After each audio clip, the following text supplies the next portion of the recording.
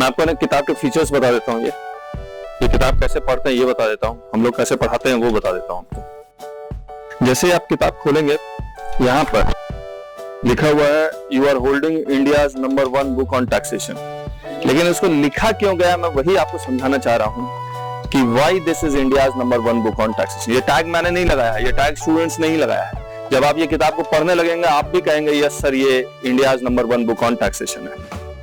इस पर आप फिर पेज उल्टाइए, यहाँ पर कंटेंट में आप देख रहे हैं चैप्टर नंबर, सेक्शंस के साथ नंबर ऑफ क्लासेस वगैरह वगैरह लिखा हुआ है। ये कौन सा चैप्टर कब पढ़ना है यहाँ देखिए, यहाँ एक कोडिंग होगी, ये कोडिंग नजर आ रही है आपको, ये देखिए 1 2 4 3 11 8। तो 1 में क्या है बेसिक कॉन्सेप्ट जो हमने किया आपके साथ, सेकंड में रेजिडेंशियल स्टेटस है, फोर्थ में हाउस प्रॉपर्टी जो हम लोग कर रहे हैं, थर्ड सैलरी है, 11 डिडक्शन है। इसी ऑर्डर में हम लोग आपको पढ़ाएंगे भी। तो ये ऑर्डर हमने बहुत रिसर्च के बाद ढूंढा है और इस ऑर्डर से पढ़ने से टाइप जल्दी समझ में भी आता है। तो जिसके पास भी किताब है वो इसी ऑर्डर में अगर पढ़ेगा तो उसको जल्दी इनकम टैक्स समझ में आएगा। फिर मुझसे स्टूडेंट्स पूछते हैं सर कौन सा चैप्टर इंपॉर्टेंट है कौन सा नहीं है, तो हमने एक ग्रुपिंग बनाई हुई है देखिए यहाँ। तो इनकम टैक्स में कोई सिंगल चैप्टर इंपॉर्टेंट नहीं होता है, ग्रुप ऑफ चैप्टर्स को मिला के क्वेश्चंस बनाए जाते हैं। तो हमने एक ग्रुपिंग बना दी। ग्रुप ए में देखिए क्या लिखा हुआ है 3 4 8 9 11। आप देख लो कौन कौन सा चैप्टर है और इसमें 70% लिखा हुआ है। 70% लिखा हुआ है इसका मतलब कि इसका आने का चांस 70% है। और आप देखिए ग्रुप सबसे ज्यादा हमने जो परसेंटेज दिया है वो ग्रुप डी में दिया है 98%। 16 17 18 19 ये TDS, advance tax, filing of return और इंटरेस्ट का चैप्टर है जो एकदम आखिरी में हम लोग करते हैं। तो स्टूडेंट सोचता है कि 5 हेड सबसे ज्यादा इंपॉर्टेंट है, 5 हेड इंपॉर्टेंट नहीं है। 5 हेड तो एकदम समुद्र है। जो छोटा सा जो टॉपिक है वो आपका टीडीएस, एडवांस टैक्स, इंटरेस्ट और फाइलिंग ऑफ रिटर्न है, वो सबसे ज्यादा इंपॉर्टेंट है। क्योंकि जब आप ट्रेनिंग में जाएंगे तो सबसे पहला काम जो आप करेंगे वो इसी चैप्टर से करेंगे। कोई कंप्यूटेशन का पहला काम नहीं देता, जो रेगुलर बेसिस पे जो काम होता है वो टीडीएस, एडवांस टैक्स, इंटरेस्ट का काम होता है। और आप देखना 10 नंबर का क्वेश्चन सीए में आता ही आता है। सीएमए में पिछले बार 30 नंबर का क्वेश्चन इसी चैप्टर से पूछ लिया। तो इंपॉर्टेंट सबसे ज्यादा है। उसके बाद पीजीबीपी, कैपिटल गेन देख लो, उसके बाद नंबर होगा 95%। तो हमने जो 3% एक्स्ट्रा दिया वो किसको दिया है? टीडीएस वालों को दिया। अब आ गया ये। और ये चैप्टर में जो पेज नंबरिंग है वो चैप्टर वाइज है और हर चैप्टर के साथ हमने एक फोटोग्राफ बनाया हुआ है और एक कोडिंग लिखी हुई है और ये पूरी कोडिंग उस चैप्टर के बारे में बता देगी। आपको कोडिंग पढ़ के ही समझ में आ जाएगा। तो ये चैप्टर फोटोग्राफ और इस देखिए बेसिक कॉन्सेप्ट के साथ क्या लिखा हुआ है, अर्न इनकम, पे टैक्स, लेवाई, कलेक्शन एंड असेसमेंट। और ऐसे ही टॉपिक वाइज आपको पढ़ना है। आपको टॉपिक अगर स्किप कर रहे हैं तो अगेन समझने में दिक्कत हो सकती है। तो जिस तरह से ये टॉपिक लिखा हुआ है उसी वे में मैं भी पढ़ाता हूं। मैंने सबसे पहले आपको क्या पढ़ाया था, टैक्स क्या होता है, गिफ्ट क्या होता है, इन दोनों में डिफरेंस बताया था। फिर टैक्स 2 तरह के होते हैं, डायरेक्ट टैक्स और इनडायरेक्ट टैक्स। इसका मैं क्लास में मैं जो भी डिस्कस करूंगा, जो भी मैं समझाऊंगा, इसी ऑर्डर में ही समझा रहा हूं मैं आपको। जब भी चैप्टर खत्म होगा, गुलाब का फूल, फिर एक्सीलेंट और कुछ राइटअप लिखा हुआ है। ये राइटअप याद रखना मैंने नहीं लिखा है, ये राइटअप तो आपने लिखा है। कहने का मतलब जो मैं पढ़ा रहा होता हूं तो इतने बैचेस लेने के बाद इतना एक्सपीरियंस आ गया कि स्टूडेंट्स के मन में क्या चल रहा था इस चैप्टर को खत्म करने के बाद। जो आपके मन में चल रहा था वही मैंने लिख दिया। मैं यहाँ पढ़ देता हूं एक बार। You have just learn how the income tax was born. All logics of income tax shall be derived from these obvious topics. The above topics have created a foundation in income tax. Now you know what is revenue and capital receipt, total income and slab rate, etc. But do not stop here and do not forget to revise. Otherwise, you may forget everything. Go to next step. It is waiting for you. Now run, keep running. और ये मैंने हर chapter में keep running करके लिखा है क्योंकि आप भागते रहिए, पढ़ते रहिए। फिर हमने क्या किया, हर चैप्टर के एंड में एक एक्स्ट्रा टॉपिक्स क्रिएट किए। हर चैप्टर के ये एक्स्ट्रा टॉपिक्स आपको सिर्फ पढ़ने के लिए है, एग्जामिनेशन पॉइंट ऑफ व्यू से रिलेवेंट नहीं है। आपके सिलेबस का हिस्सा तो है लेकिन एग्जाम में आने का चांस बहुत कम है, 0.001%। अब एक नॉर्मल बुक और इस बुक में डिफरेंस समझिए। नॉर्मल बुक में ये जो एक्स्ट्रा टॉपिक्स मैंने क्रिएट किया है वो उसी चैप्टर में बेसिक कॉन्सेप्ट, वो बाइफरकेट नहीं करते, ये किताब बाइफरकेट करता है। अगर आप कोई और किताब देखेंगे तो आपको नहीं पता क्या छोड़ना है, आपको पता भी होना चाहिए क्या छोड़ना है, कौन सबसे ज्यादा इंपॉर्टेंट है। अब एग्जाम टाइम में आपको सिर्फ अगर एक दिन का रिवीजन का टाइम मिलेगा तो आप कौन सा टॉपिक सबसे पहले रिवाइज करना चाहेंगे, जो आने का चांस ज्यादा है 99%। ये जो एक्स्ट्रा टॉपिक्स है आप फाइनल लेवल में जाएंगे तो बहुत डिटेल में पढ़ते हैं इसको, लेकिन ये एक्स्ट्रा टॉपिक्स में थोड़ा थोड़ा आपको जरूर पढ़ाता हूं। जैसे मैंने अपील्स एंड रिविजन्स के बारे में पढ़ाया था या नहीं पढ़ाया था आपको? पढ़ाया था, वही सब है। कॉन्स्टिट्यूशन ऑफ इंडिया और इनकम टैक्स के बारे में पढ़ाया था या नहीं पढ़ाया था? पढ़ाया था। लेकिन जब आप रिवाइज करें तो एक्स्ट्रा टॉपिक को छोड़ के रिवाइज करें, टाइम बचेगा आपका। स्लैब रेट देखिए,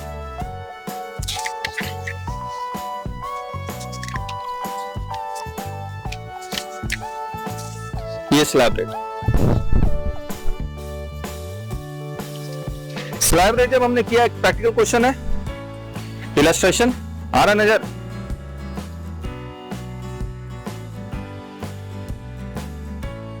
उसके बाद प्रैक्टिकल क्वेश्चन है। आप देखिए, अगर प्रैक्टिकल क्वेश्चन देखेंगे 1 2 3 4 5 6 7 फिर 6 13 प्रैक्टिकल क्वेश्चन हो गए। हमने प्रैक्टिकल क्वेश्चन क्या किया, एक एक लाइन का बनाया। मैं आगे और दिखा रहा हूं आपको। रेजिडेंशियल स्टेटस में आइए,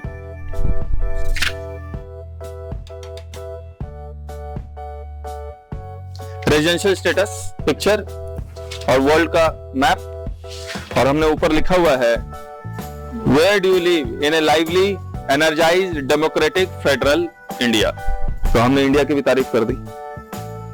आप देखिए कैसे, आप देखना हर एक टॉपिक को स्टार्ट करने से पहले मैंने सेक्शंस लिखे हुए हैं, उसके बाद प्रोविजन शुरू कर रहा हूं। इसका मतलब यह हुआ कि मैं इंपॉर्टेंस किस पे दे रहा हूं, सेक्शंस पे बहुत ज्यादा। बाकी किताब में देखो सेक्शंस बाद में है, ये इकलौती किताब है जहां पर सेक्शन सबसे पहले है। आइडिया क्या है, आपको सेक्शन याद करवाना, और मैंने सेक्शन याद करवाया या नहीं करवाया? आपको करवाया है। क्लॉजेस सब सेक्शन भी याद करवाया, यस। मैंने इनकम रेजिडेंशियल स्टेटस में सेक्शन 9 सब सेक्शन 1 क्लॉज 1 2 3 4 5 6 7 वहां तक क्लॉजेस भी आपने याद किए। अब देखो फीचर समझना इसका। हमने जब आपको ये समझाया, बेसिक कॉन्सेप्ट समझाया, तो इसका एक छोटा प्रैक्टिकल क्वेश्चन बनाया केस वाला। 10 प्रैक्टिकल क्वेश्चंस हैं, है या नहीं है? उसके बाद जब हमने आपको नंबर ऑफ डेज निकालना सिखाया, 5 क्वेश्चन है P2, और हर क्वेश्चन एक दूसरे से अलग है। इस किताब में खास बात यह है कि हर क्वेश्चन एक दूसरे से अलग मिलेगा आपको। फिर जब हमने exception to the basic condition किया तो उसके छोटे छोटे प्रैक्टिकल क्वेश्चन बना दिए 1 से लेकर 8। फिर हमने एडिशनल कंडीशन से कितने क्वेश्चन बना दिए। तो जब हम लोग हर एक थ्योरी का एकदम छोटा छोटा प्रैक्टिकल क्वेश्चन बनाएंगे, और बाद में जब सारा रेजिडेंशियल स्टेटस ऑफ इंडिविजुअल खत्म हो जाएगा तो बड़ा क्वेश्चन बनेगा या नहीं बनेगा? बनेगा। हमने एक बड़ा क्वेश्चन कैसे बनाया, हर एक छोटे छोटे प्रैक्टिकल क्वेश्चन को जोड़ दिया, बड़ा क्वेश्चन बन गया। बाकी किताब में ये चीज नहीं है, बाकी किताब में डायरेक्ट बड़े क्वेश्चन है। वहां पर हर थ्योरी के पीछे, हर एक छोटा छोटा पॉइंट के पीछे प्रैक्टिकल क्वेश्चंस नहीं है जो हमने किया है। तो ये किताब कोई कॉपी पेस्ट नहीं है, इसमें जो क्वेश्चंस है वो हमने इस क्लासरूम में बनाए हैं। जब मैं शुरू में पढ़ाता था तो क्लासरूम में बनाया करता था, फिर उसी को टाइप करता था। मैं हमेशा लैपटॉप खोल के इसीलिए पढ़ाता हूं कि जैसे ही कुछ माइंड में आइडिया है तुरंत टाइप करो ताकि तुरंत इंप्लीमेंट हो जाए। ये देखिए सारे प्रैक्टिकल क्वेश्चन, और हर प्रैक्टिकल क्वेश्चन एक दूसरे से अलग है। और कोई भी प्रैक्टिकल क्वेश्चन अगर आप जंप करेंगे तो क्वेश्चन सॉल्व निश्चित रूप से नहीं होगा। आपको सीरियली टॉपिक पढ़ना है, सीरियली प्रैक्टिकल क्वेश्चन भी सॉल्व करना है। फिर इसका भी एक्स्ट्रा टॉपिक देखो आप, और ये पूरा का जितना भी इसमें प्रैक्टिकल क्वेश्चन है ये फुल्ली सॉल्व्ड है। जैसे आप पेज एकदम आखिरी में पहुंचो, ये हाउस प्रॉपर्टी का सॉल्यूशन, फिर उसके बाद कैपिटल गेन का सॉल्यूशन,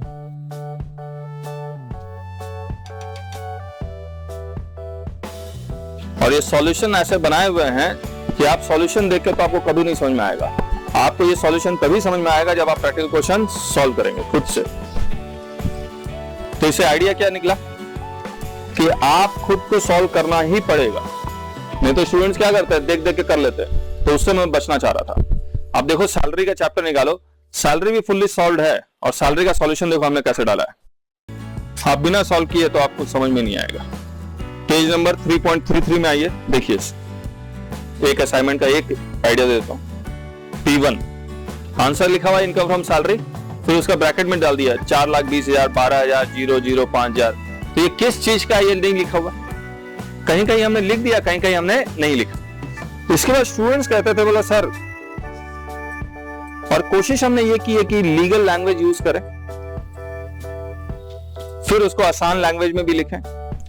इतना पढ़ाने के बाद स्टूडेंट्स कहता था सर याद कैसे होगा, इतना याद करना पड़ेगा। एक स्टूडेंट कहता था सर मैं 4 घंटे तो ट्रैवल करके आता हूं, 2 घंटा आना 2 घंटा जाना, मैं पढ़ूंगा कब। तो मैंने एक fast track quick revision income tax बनाया जो 50 पेज का है,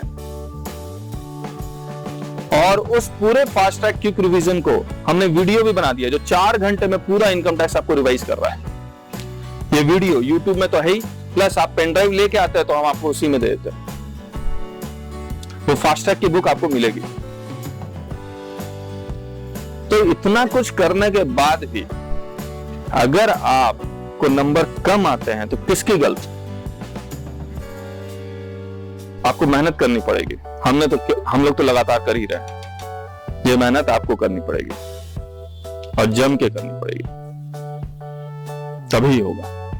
और ये निश्चित है, मैं आपको फेल नहीं होने देता हूं।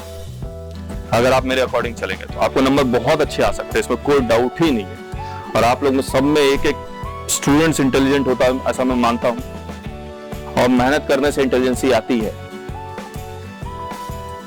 कोई भी स्टूडेंट भले क्लास नर्सरी से लेकर ग्रेजुएशन तक नहीं पढ़ा, +2 तक नहीं पढ़ा, लेकिन जिस दिन वो मेहनत करने लगे, 8-8 घंटे 9-9 घंटे पढ़ने लगे, उसके नंबर आके ही रहेंगे। किसी को सक्सेस लेट मिलता है, किसी को पहले मिल जाता है। हम लोग जब स्टूडेंट थे तो मैं डेली 12 घंटे और 14 घंटा पढ़ा करता था, एक्सक्लूडिंग द क्लासेस। और क्लास जा रहा हूं तो 6-7 घंटे तो बहुत आराम से निकालता था, क्योंकि हमने रूटीन बनाए हुए थे। मैं चाह रहा हूं आप भी रूटीन बनाएं, और रूटीन इस तरह से, उस रूटीन को कंप्लाई करना बहुत जरूरी है। नहीं तो स्टूडेंट्स कैसे पढ़ता पता है, चलो आज मन कर रहा, चलो किताब खोल के देखते हैं क्या है। उसका पढ़ने का टाइम नहीं है, और पढ़ने का टाइम है, पढ़ने बैठा तो उसको ये नहीं पता कौन सी किताब अभी मुझे पढ़नी है, कौन सा सब्जेक्ट मुझे अभी पढ़ना है, वो भी लिखा होना चाहिए। मान लीजिए आप 2-3 बजे तक फ्री हो जाते हैं यहां से, घर में आप मान लीजिए 5 बजे भी पढ़ने बैठते हैं तो 5 से 10 तो पढ़ ही सकते हैं, 5 घंटा। आप ये 4 घंटे में डेली अगर आप पढ़ते हैं तो आपको पता होना चाहिए क्या पढ़ना है। तो जैसे यहाँ पर आज के डेट में इनकम टैक्स हो रही है और लॉ हो रहा है, तो आज ही आपको पढ़ना है 4 घंटे, तो 2 घंटा टैक्स के लिए निकालो, 2 घंटा लॉ के लिए निकालो। अगर आपका टैक्स हो जाता है, और उस टैक्स में पढ़ना क्या है, जो टॉपिक हमने यहाँ पढ़ा है उससे ज्यादा तो आपको कुछ सोचना ही नहीं है। मैं आपको फोकस किस पे कर रहा हूँ, थियोरेटिकल में ज्यादा कर रहा हूँ, फिर प्रैक्टिकल क्वेश्चन तो मैं एक एक लाइन का करवा ही रहा हूं। मैं असाइनमेंट में आपको जो प्रैक्टिकल क्वेश्चन, जो बड़े प्रैक्टिकल क्वेश्चन देता हूं, वो होंगे या नहीं होंगे, हर हालत में होंगे, क्योंकि वो सारे प्रैक्टिकल क्वेश्चन मैं करवा चुका हूं, एक एक लाइन वाला, वही तो मिक्स करके बनाया हुआ हमने। तो आपसे वो प्रैक्टिकल क्वेश्चन हर हालत में होंगे, और इनफैक्ट हर किताब का प्रैक्टिकल क्वेश्चन होगा। क्यों हर किताब का प्रैक्टिकल क्वेश्चन होता है? क्योंकि उस थ्योरी का जितना भी परम्यूटेशन कॉम्बिनेशन का प्रैक्टिकल क्वेश्चन होता है एक एक लाइन का, वो मैं करवा रहा हूं, वो किताब में है। जब मैं स्टूडेंट को कहता हूं कि मेरे ही किताब से क्वेश्चन आता है, इसका मतलब ये नहीं है कि मैंने वो क्वेश्चन एज इट इज छापा हुआ है। इसका मतलब ये निकलता है कि हमने उस थ्योरी से जितने भी प्रैक्टिकल क्वेश्चन बनते थे वो मैंने सारे इस किताब में डाले, इसीलिए मैं कह पाता हूं। तो जब मैं कुछ छोड़ ही नहीं रहा हूं तो आपको नंबर क्यों कम आएंगे? नंबर आएंगे, लेकिन आपको 24 घंटे के अंदर याद करना पड़ेगा। स्टूडेंट्स को इनकम टैक्स में नंबर क्यों कम आएगा? क्योंकि वो याद नहीं करता, और एग्जाम टाइम में उसको पता ही लगता क्या लिखना है, प्रैक्टिस नहीं करता। मैं कहता हूं प्रैक्टिकल क्वेश्चन खुद सॉल्व करना, मैं सॉल्व करूंगा तो क्या फायदा बताऊं? सॉल्व तो आपको करना चाहिए, फिर स्टूडेंट कहता है नहीं सर ही सॉल्व करे। इतना बड़ा प्रैक्टिकल क्वेश्चन में बैठ के 2 घंटे तक सॉल्व किया, क्या मिला आपको? जबकि ये प्रैक्टिकल क्वेश्चन आप घर में बहुत आराम से कर सकते हैं, मुझे सॉल्व करने की क्या जरूरत है? जब मैं आपको इस प्रैक्टिकल क्वेश्चन सॉल्व करने का तरीका, थ्योरी, सब कुछ एम्यूनेशन दे चुका हूं, मिसाइल दे चुका हूं, तो करना तो आप ही को पड़ेगा। हमने रेजिडेंशियल स्टेटस में असाइनमेंट के कुछ क्वेश्चंस थे, किए आपने? हुए? होंगे, नहीं होने का कोई मतलब ही नहीं बनता। अगर बाई चांस नहीं होता तो मैं तो हूं ही ना, और अगर नहीं होता तो क्यों नहीं होता पता है आपको? वो छोटा सा थ्योरेटिकल को कोई पॉइंट आप भूल चुके होते हैं। मुझे सिर्फ ये, जैसे ही आप कहते हैं मुझसे ये नहीं हुआ, मैं आपको वो पॉइंट याद दिला देता हूं थ्योरी का, बोला हाँ सर याद आ गया। तो आपसे अगर प्रैक्टिकल क्वेश्चन नहीं होता है तो कोई थ्योरी का कोई पॉइंट आप भूले हैं, इसीलिए प्रैक्टिकल क्वेश्चन नहीं हो रहा है। नहीं तो कोई नहीं, मतलब नहीं बनता कि ना हो, हर हालत में हो। चाहे वो सीए का क्वेश्चन पेपर हो, सीएमए का हो, सीएस का हो, बीकॉम का हो, कोई भी क्वेश्चन पेपर हो, वो बहुत आराम से होगा, किसी भी किताब का प्रैक्टिकल क्वेश्चन होगा। और मैंने क्वेश्चन देखिए, मैं जब क्लास 12 में था और वो यूसी सिन्हा का वो मैथ का क्वेश्चन किताब आती, कैलकुलस ये सब की, हम लोग बहुत बनाते थे उसको। उस वक्त मैंने सीखा कि बार बार वही क्वेश्चन, उसी तरह का क्वेश्चन प्रैक्टिस करके कोई फायदा नहीं है। इसीलिए मैं हर क्वेश्चन चेंज कर दिया। थ्योरी उठाया, कहीं से मान लीजिए 15 परमुटेशन कॉम्बिनेशन है, कहीं 3 पॉइंट जुड़ा हुआ, कहीं 4 पॉइंट जुड़ा हुआ, कहीं 2 पॉइंट जुड़ा हुआ, ऐसा करके बनाए हुए, ताकि हाईलाइट हो वो कॉन्सेप्ट्स। और ये किताब के जो क्वेश्चंस है वो मास्टर क्वेश्चंस है, यानी कि चाबी है सभी क्वेश्चंस की। ठीक है, तो अभी हम लोग हाउस प्रॉपर्टी कर रहे हैं आपके साथ। एक्चुअल एंड का जैसे डेफिनेशन खत्म करेंगे, आप देखना कितने प्रैक्टिकल क्वेश्चन बहुत आराम से होंगे। करें आगे? चलिए, ओके, ऑल द बेस्ट।